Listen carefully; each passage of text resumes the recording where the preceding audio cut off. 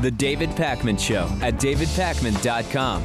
Lot to talk about today. We will talk about Ted Nugent. We will talk about the most desperate sign from the Mitt Romney campaign talking about dogs. You're not going to believe this one. We'll also talk to Adam Winkler, constitutional law professor, about the George Zimmerman trial and why it maybe no slam dunk at all, Lewis, for the prosecution.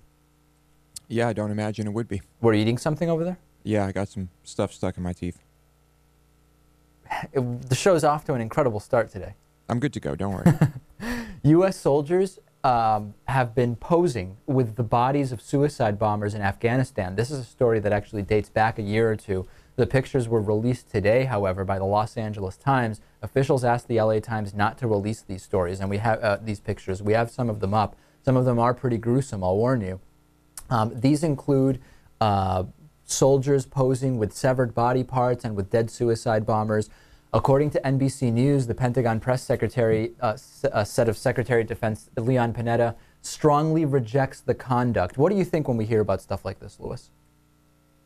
I think it's probably not quite as offensive as some of the other pictures that soldiers were taking, right, with people that were alive and being humiliated. Sure. Or, as far as we know, none of them are urinating on these corpses. Well, I got one email saying, listen, if you don't want a picture taken of your mangled corpse with American soldiers, don't strap a bomb on, don't become a suicide bomber, and then you won't even be near these U.S. troops, and that'll be the solution. But I kind of reject that notion. We always talk about the American military being the best in the world.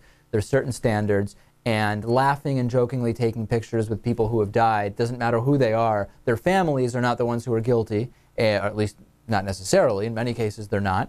In most cases, they're not. And you are insulting people who are still alive by doing this. And it's really just, it's not good, particularly in light of the recent massacre in Afghanistan, of course, which we talked about extensively. This is not good timing for this.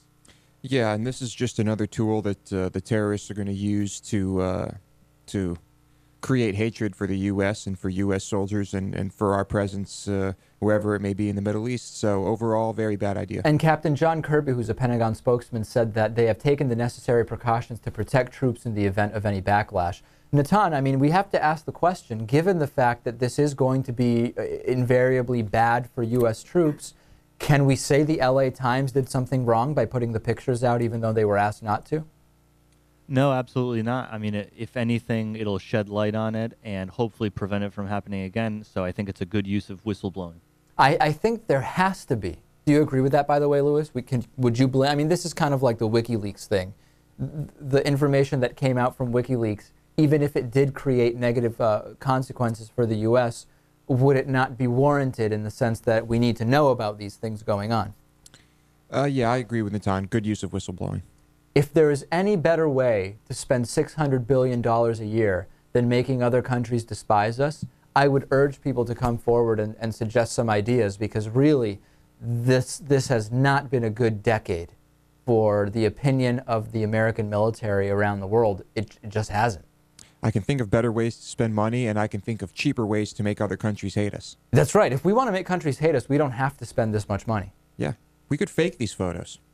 There you go. Right? Yeah. We do them on a military basis and right here at home. No, it's a good point. We don't really need this to make other countries hate us. A lot of it does have to do with George W. Bush, and it did. But regardless, we kind of had this idea that, well, it has happened, that the view of America around the world has improved significantly with President Obama. That's true.